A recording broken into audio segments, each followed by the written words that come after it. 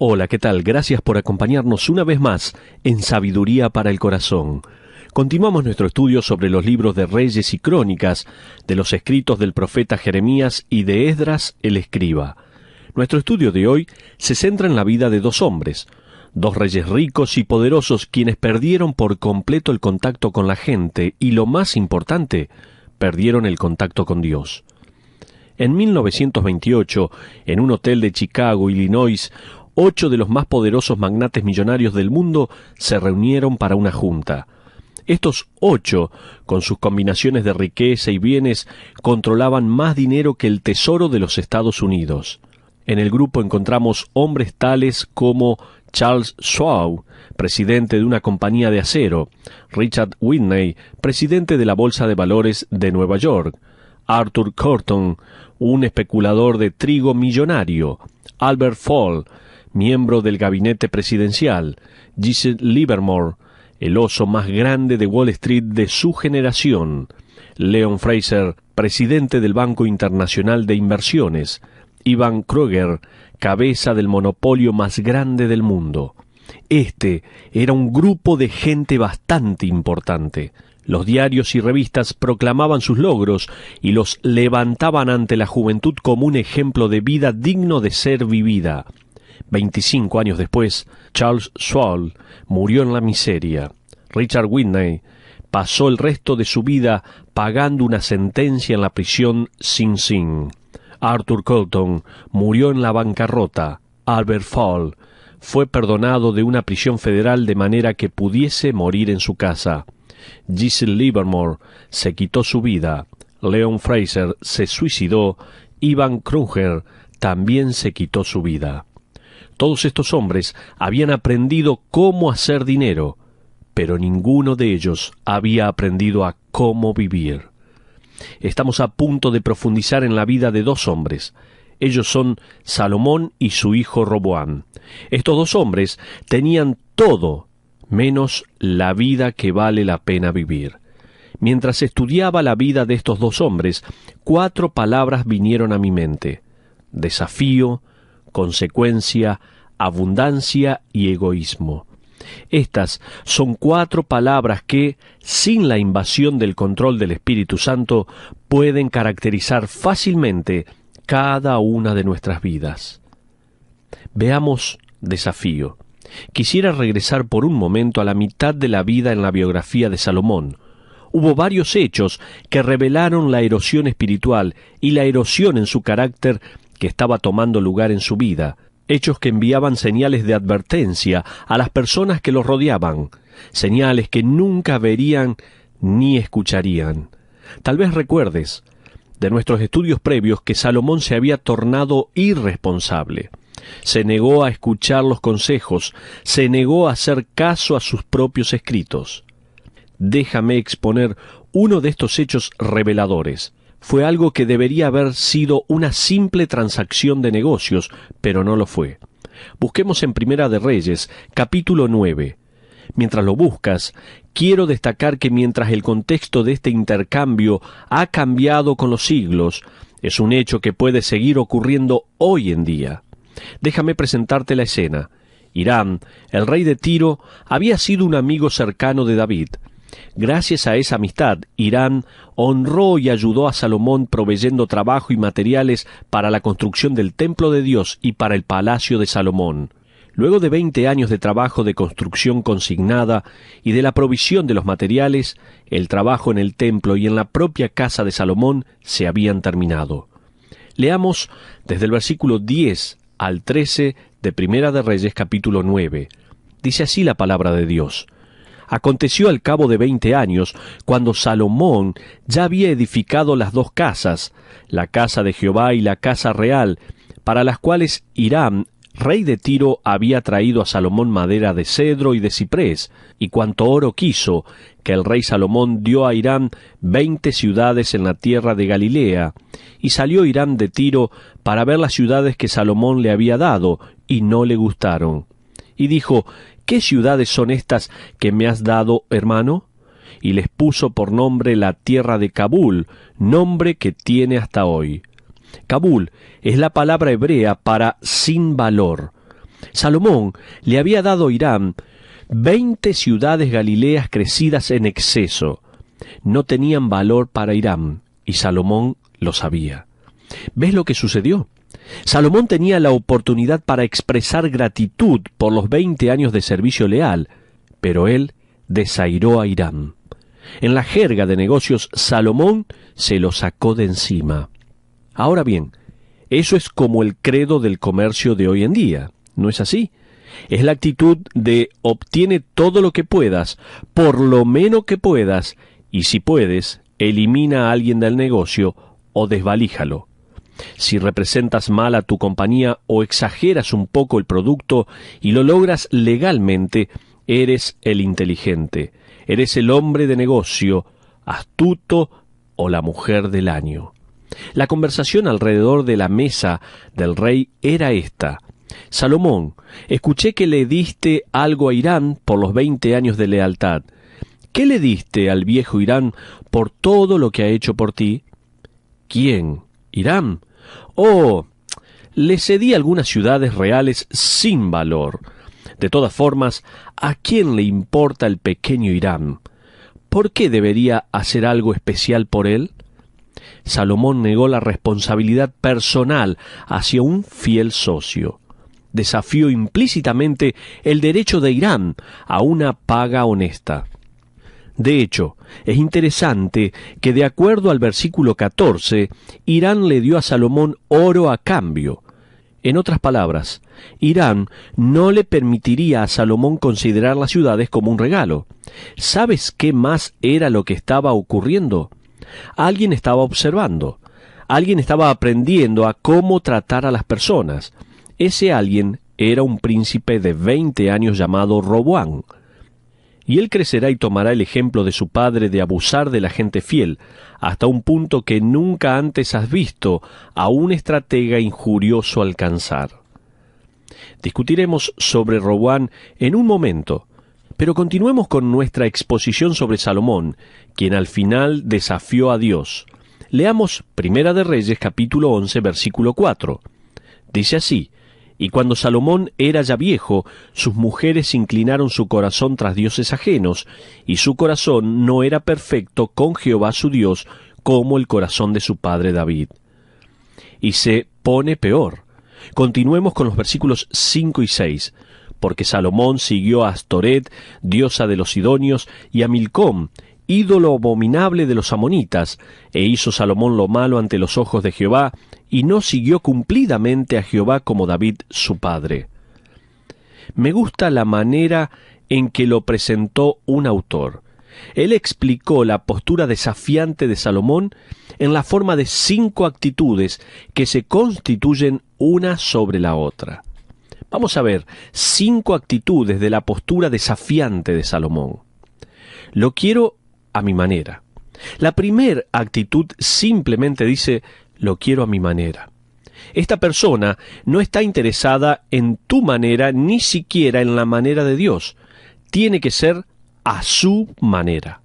La segunda actitud dice: y no desistiré hasta que se haga a mi manera. No desistiré hasta que se haga a mi manera. Esta persona dice: lo quiero a mi manera y lo quiero cuando yo lo quiera, y no desistiré hasta que se haga a mi manera. La tercera actitud que se construye sobre las 2 primeras es: no me importa a quién lastime. En otras palabras, no me importa si hacerlo a mi manera implica lastimar a mi marido, a mi esposa, a mis compañeros, mis padres, mis hijos, al grupo o a la comisión, a la iglesia, a la compañía. No me interesa, lo voy a hacer a mi manera.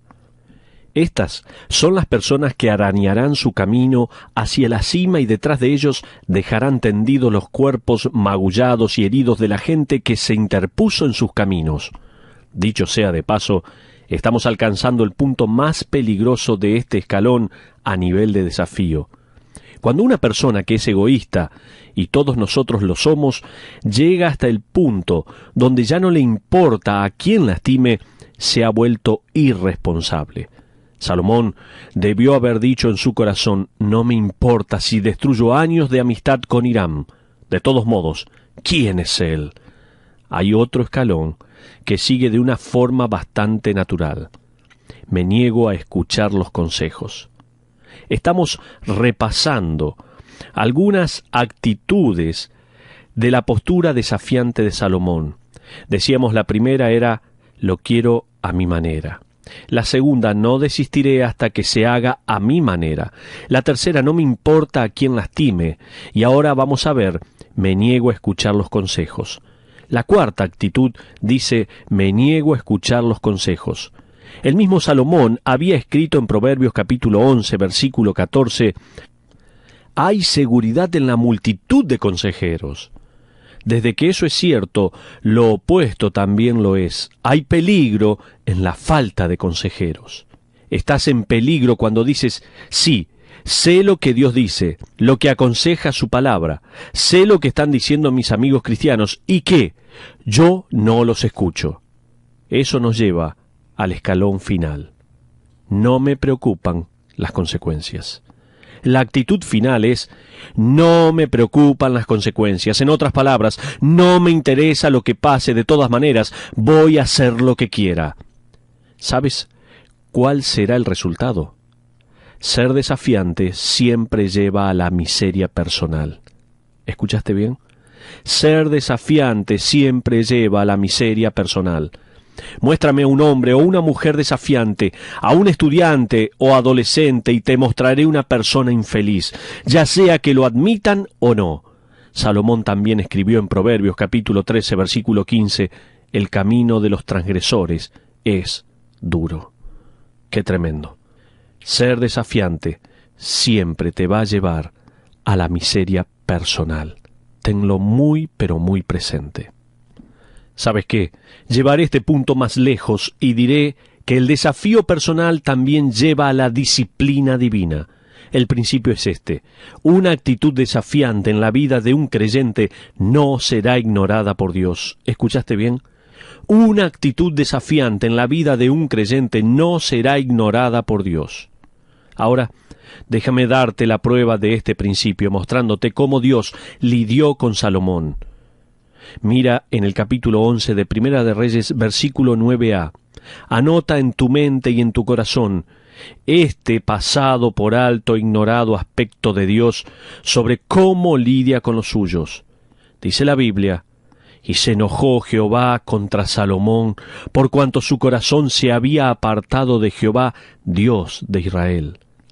Para simplificarlo, Dios se enojó y dejó que su enojo se notara.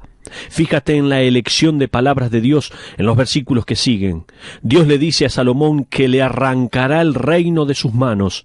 La palabra quitar aparece 3 veces en los versículos, mientras Dios le dice a Salomón que su hijo Roboam nunca reinará sobre un reino unido. En los versículos 11, 12 y 13, Dios está diciendo, Salomón, voy a arrancar, literalmente quitar el reino lejos de ti. Qué palabras fuertes y de enojo. Sin embargo, Dios no se frena con el enojo. No solamente Dios se enojó, sino que Dios también designó adversarios. Dios designó adversarios. El castigo y la disciplina hacia la actitud desafiante de Salomón vino de la forma de 2 hombres, llamados Hadad y Rezón. Observa el versículo 14a. Y Jehová suscitó un adversario a Salomón, Hadad edomita. Salta al versículo 23a. Dios también levantó por adversario contra Salomón a Rezón, hijo de Eliada. Continúa con el versículo 24a. Había juntado gente contra él y se había hecho capitán de una compañía. Esta banda saqueadora son literalmente hombres que matan. Hombres que matan. Ahora bien, ¿por cuánto tiempo le robaron a Salomón la paz y la tranquilidad? Observa el versículo 25a. Y fue adversario de Israel todos los días de Salomón, y fue otro mal con el de Hadad. Cuando un hijo de Dios peca contra Dios, Dios sigue amando a ese hijo y le seguirá perdonando ese agravio y restaurará la comunión con ese hijo, pero, mientras tanto, un Dios celoso y santo estará sumamente enojado. Lee nuevamente el versículo 9a. Y se enojó Jehová contra Salomón. Luego, imagínate, Dios llamó a estos dos paganos en la oscuridad para fastidiar y atormentar a Salomón hasta que se arrepintiese.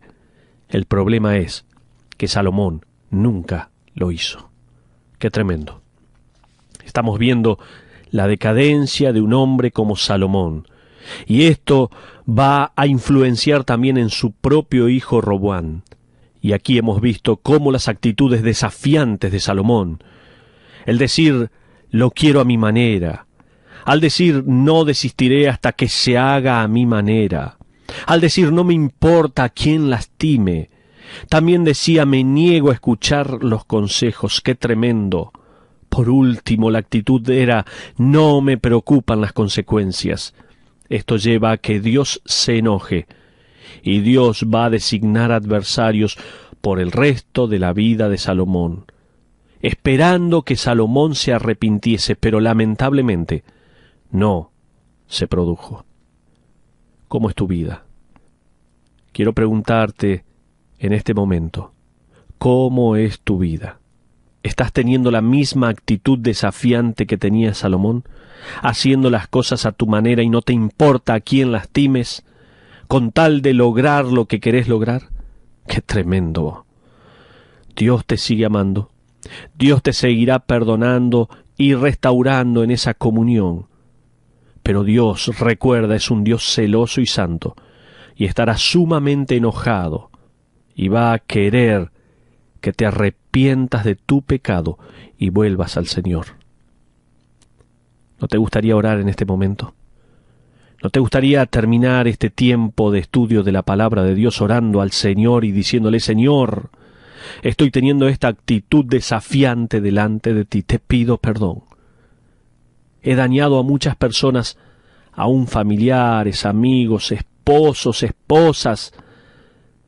He desafiado a tantas personas, he dañado a tantos otros.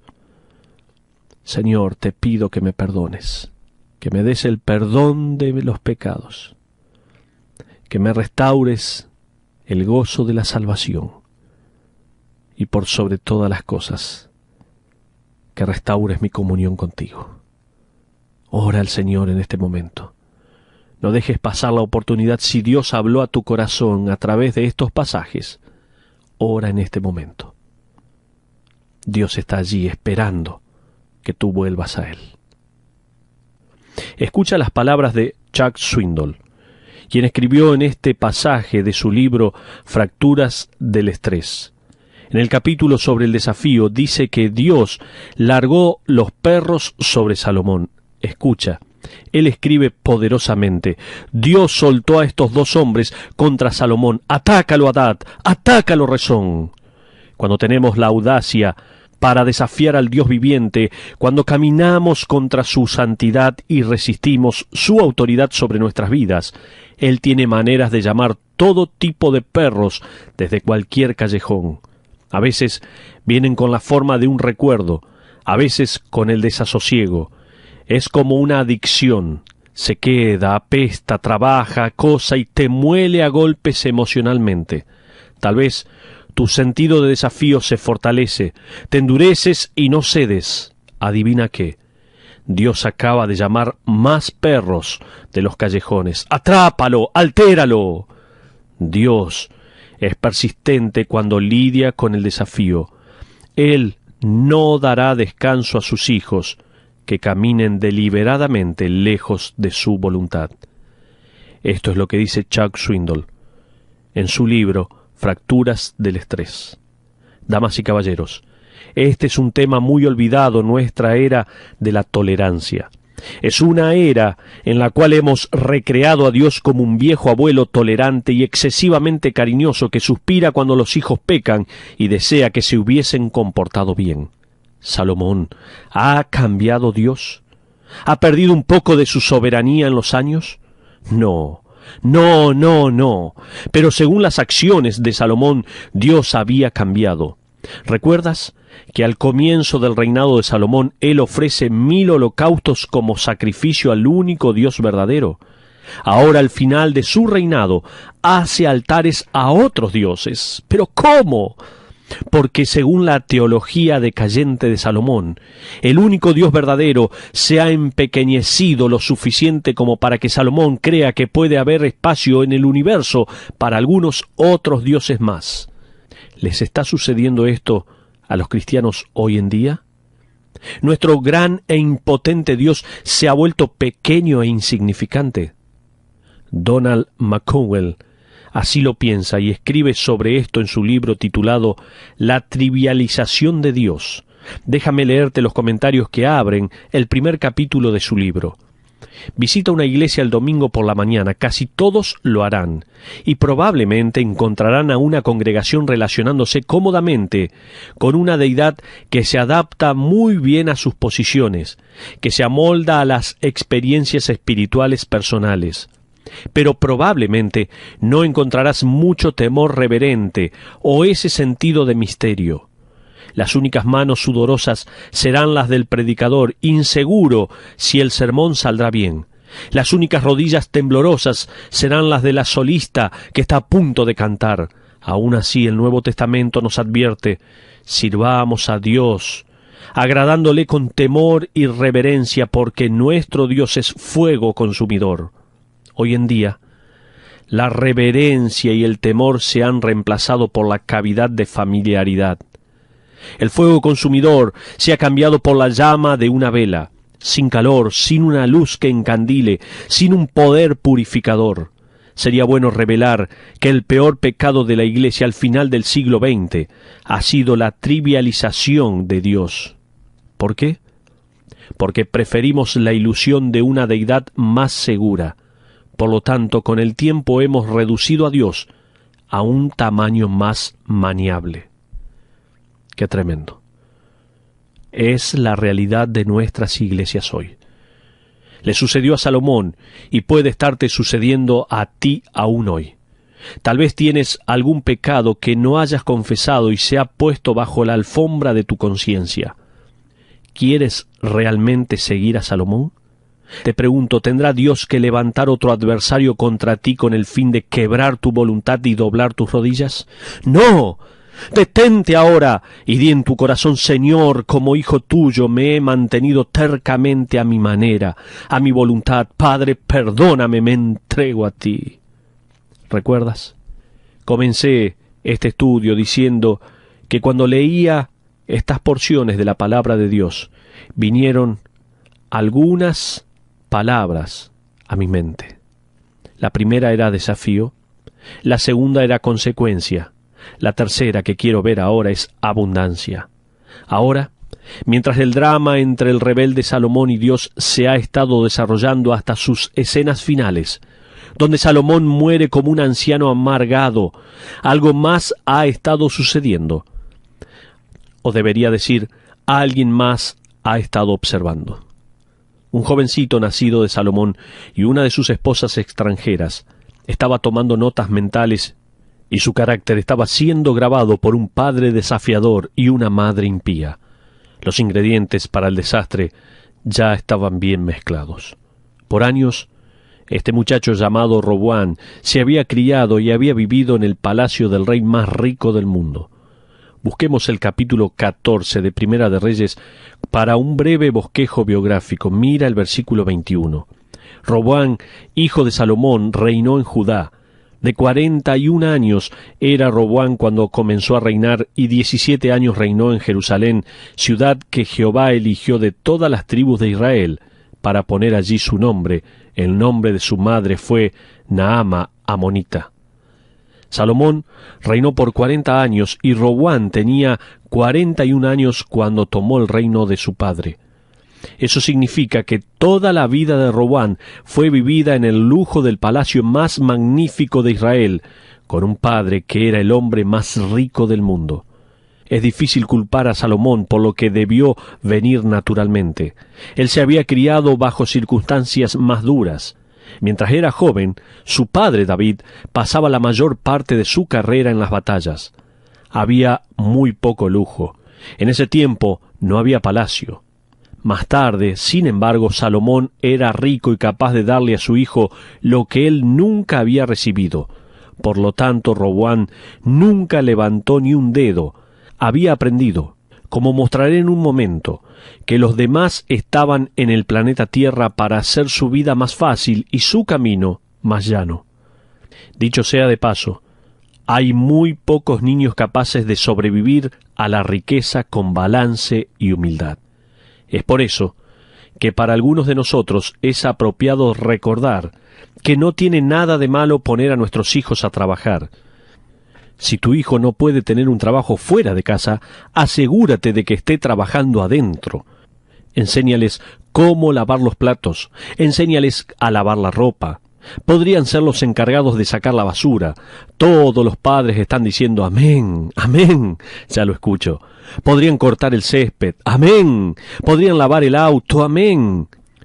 Si los adultos luchan con la abundancia, con los bienes, y estamos viviendo en medio de ellos, si nos esforzamos por el ser balanceados, ¿por qué pensamos que dándole a los niños todo lo que quieren, los vamos a hacer mejores personas? No será así. El mismo Salomón escribió un interesante salmo, el Salmo 127. Voy a parafrasear lo que Salomón cantó en el versículo 4. Como flechas en manos de un guerrero, así son los hijos en la vida de los padres. Las formas de los arcos y de las flechas.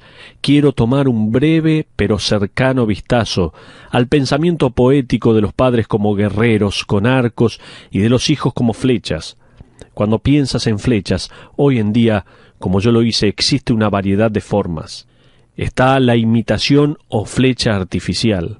Esta se parece a una flecha, pero en una batalla esta flecha no lograría absolutamente nada. Es de plástico, no es ni de madera ni de acero, no se sostendría bajo la presión y cuando se levantara contra el arco, su debilidad quedaría inmediatamente manifiesta. Estamos pensando en algunas clases de flechas que hay. Está la imitación o la flecha artificial, pero está también la flecha amorfa o mal formada. Esta mañana agarré algo de mi jardín que se parecía a una flecha. Estaba en un apuro. Como un padre que no tiene mucho tiempo para sus hijos, traté de darle forma, pero si fuera a cazar al bosque con esa flecha para conseguir comida, no lograría absolutamente nada, a menos que me acercara lo suficiente al animal como para golpearlo en la cabeza, me moriría de hambre. Las flechas mal formadas no sirven para la batalla. Pero también está, luego, la flecha hábilmente preparada. Alguien se tomó el tiempo para preparar esta flecha. El asta es fuerte y derecha. La cabeza es filosa y balanceada. La veta o las plumas está perfectamente balanceada y se adecúa para las necesidades de esta flecha en particular. De modo que, cuando esta flecha es soltada, volará de una forma digna y verdadera. ¿Cuándo consideras que Salomón se refirió a los hijos como a flechas y luego miras la vida de Roboam, su propio hijo? Roboam sería la flecha de plástico. Como mucho, era una imitación. No había madera ni acero en él. No serviría en la batalla. Pero estaba pensando, recuerdan, en algunas palabras que vinieron a mi mente. Hablamos del desafío, de las consecuencias, hablamos de la abundancia. Quiero hablar de la cuarta y última palabra, el egoísmo. Fíjate cómo se describe a Salomón. Vea Primera de Crónicas capítulo 29, versículo 1, donde David está hablando de su hijo Salomón. Después dijo el rey David a toda la asamblea: solamente a Salomón mi hijo ha elegido Dios. Él es joven y tierno de edad, y la obra grande. Observa estas palabras, joven y tierno de edad. Salomón, dicho sea de paso, para ese momento tenía cerca de 19 o 20 años de edad. Ahora busca en Segunda de Crónicas, capítulo 13, versículo 6, y veamos cómo se describe a Roboam. Dice así la palabra de Dios: pero Jeroboam, hijo de Nabat, siervo de Salomón, hijo de David, se levantó y rebeló contra su señor, y se juntaron con él hombres vanos y perversos, y pudieron más que Roboam, hijo de Salomón, porque Roboam era joven y pusilánime, y no se defendió de ellos. Las palabras hebreas para describir la inmadurez o inexperiencia de un Salomón adolescente son las mismas palabras usadas para describir a un Roboam de 41 años. ¿Se dio cuenta? El hijo malcriado, consentido y egoísta de Salomón creció, pero nunca maduró. Ahora, volvamos a Primera de Reyes, capítulo 12, y señalaré dónde se hace notable. Salomón acababa de morir y Roboam había asumido el trono. Leamos el primer versículo. Roboam fue a Siquén porque todo Israel había venido a Siquén para hacerle rey. Saltemos al versículo 4, donde Jeroboam hace de vocero de la gente. Dice así la Biblia: tu padre agravó nuestro yugo, mas ahora disminuye tú algo de la dura servidumbre de tu padre, y del yugo pesado que puso sobre nosotros, y te serviremos. Leamos ahora los versículos 6 al 8. Entonces el rey Roboam pidió consejo de los ancianos que habían estado delante de Salomón su padre cuando vivía, y dijo: ¿cómo aconsejáis vosotros que responda a este pueblo? Y ellos le hablaron diciendo: si tú fueres hoy siervo de este pueblo, y los sirvieres, y respondiéndoles buenas palabras les hablares. Eso significa reducir los impuestos intolerantes y aminorar las demandas obligatorias de los trabajadores. Sigue la palabra: ellos te servirán para siempre.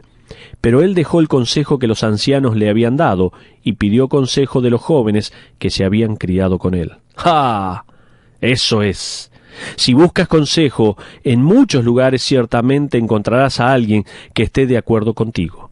Ahora bien, Salomón no había estado en su tumba ni siquiera un día, y observa la manera en que su hijo le permite a estos jóvenes y malcriados consejeros que lo dirijan. Mira la última parte del versículo 10. Así le hablarás: el menor dedo de los míos es más grueso que los lomos de mi padre. En otras palabras, si piensan que Salomón mi padre era fantástico, si piensan que era sabio, yo tengo más en mi dedo meñique de lo que mi padre tenía en todo su cuerpo. ¿Puedes imaginarte tal osadía? Fíjate en los versículos 13 y 14.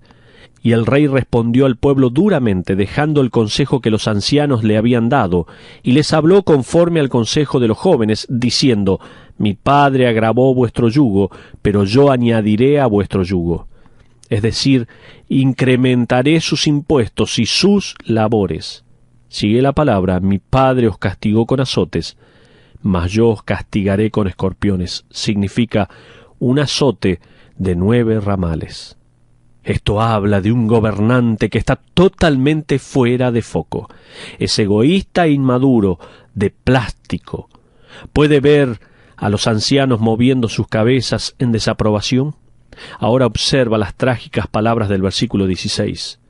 Cuando todo el pueblo vio que el rey no les había oído, le respondió estas palabras diciendo: ¿qué parte tenemos nosotros con David? No tenemos heredad en el hijo de Isaí. Esto es lo mismo que decir: escuchen, de la manera en que estamos siendo tratados, ¿a quién le importa si tenemos relación con David? ¿De qué nos sirve? Israel, a sus tiendas. Provee ahora en tu casa David. Entonces Israel se fue a sus tiendas. En otras palabras: Roboam, estás por tu cuenta. Ahora, en este punto, el reino unificado experimenta algo que no ha experimentado por cerca de 150 años, que es la guerra civil. Hermano contra hermano. Hay un principio en esto.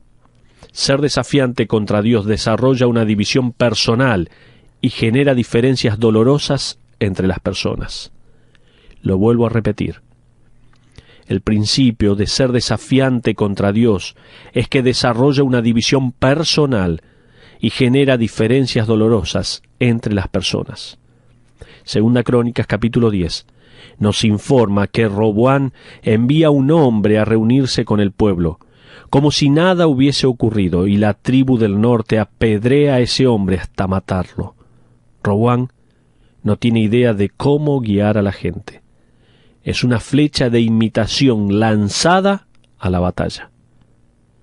En ese derramamiento de sangre, La grieta entre las naciones se concreta y la nación vivirá en un estado de desorden civil y de separación por los siguientes 400 años. Ser desafiante contra Dios genera una pérdida increíble, una pérdida de años, una pérdida de esperanzas, una pérdida de potenciales. Ser desafiante siempre, siempre destruye. ¿Está siendo desafiante delante del Señor? Le invito a orar y a arrepentirse en este momento. De nada sirve continuar con esa postura porque usted va a terminar destruido. Oremos. Padre, gracias por tu palabra. Gracias por permitirnos escuchar tu palabra y tú nos hablas a través de ella. Señor, oramos por aquellos que tal vez en este momento están siendo desafiantes delante de ti. Señor, que tú les perdones, que tú conmuevas su corazón y lleguen arrepentidos delante de ti. Te pedimos esto y lo hacemos en el nombre de Cristo Jesús. Amén.